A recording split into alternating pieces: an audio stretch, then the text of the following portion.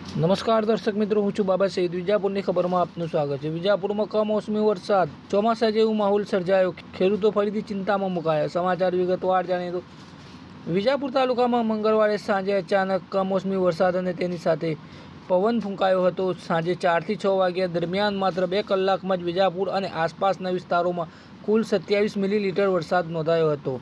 આ દરમિયાન TB hospital, ખત્રીકુવા, ચક્કર, દેવપુરા સહિત અનેક વિસ્તારોમાં ગાજવીજ અને જોરદાર પવન સાથે ચોમાસા જેવું વાતાવરણ જોવા મળ્યું હતું. ખેડૂતો પોતાના ખેતરમાં પિયત કરી રહ્યા હતા ત્યારે અચાનક આવેલા વરસાદ અને પવનથી તેઓ અસુવિધામાં મુકાઈ ગયા હતા. ઘણા ખેડૂતોને પાકની સુરક્ષા માટે તાત્કાલિક પગલાં લેવા મજબૂર બનવું પડ્યું હતું. કમોસમી વરસાદ અને પવનથી ખેડૂતોમાં ફરીથી ચિંતાનું વાતાવરણ જોવા મળી રહ્યું છે. આ વરસાદ અને હવામાન વિભાગની આગાહીને ધ્યાનમાં રાખી એપીએમસી વિજાપુરે મહત્વનો નિર્ણય લીધો છે. આજે તારીખ 8 એપ્રિલ 2026 બુધવારના રોજ વિજાપુર, કુકરવાડા અને લાડોલ તમાકુ માર્કેટ યાર્ડ સંપૂર્ણપણે બંધ રહેશે. તેવી જો વરસાદની તીવ્રતા ઘટી જાય તો આવતીકાલે ગુરુવારે માર્કેટ આંશિક રીતે ખુલી શકે છે, પરંતુ અંતિમ નિર્ણય પરિસ્થિતિ જોઈને લેવામાં આવશે.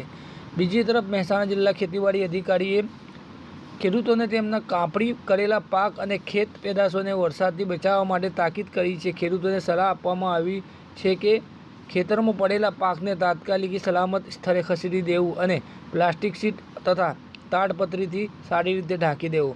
પાકના ઢગલાના ફરતે માટીનો પારો બનાવવો જેથી વરસાદનું પાણી અંદર ના જાય. આ સમયગાળા દરમિયાન જંતુનાશક દવાઓ અને ખાતરનું છંટકાવ ટાળવો તેમજ ખાતર અને બિયારણને સુરક્ષિત સ્થાને રાખવા વિનંતી કરવામાં આવી છે. ખેડૂત ભાઈઓ વધુ માહિતી માટે વિસ્તરણ અધિકારી, તાલુકા અમલીકરણ અધિકારી અથવા Kisan call centre toll free number પર સંપર્ક કરવા અનુરોધ કરવામાં આવ્યો છે. કમોસમી વરસાદ અને પવનથી તમાકુ સહિતના પાકને નુકસાન થવાની આશંકા ખેડૂતોમાં વ્યાપી છે.